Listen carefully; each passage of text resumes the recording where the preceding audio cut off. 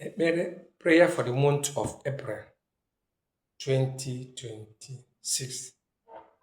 This month of April 2026 will bring to all of us peace, joy, love, prosperity, and other good things of life. Ekpere maka ọnwa ọfụrụ ọnwa nke anọ n'afọ 2026.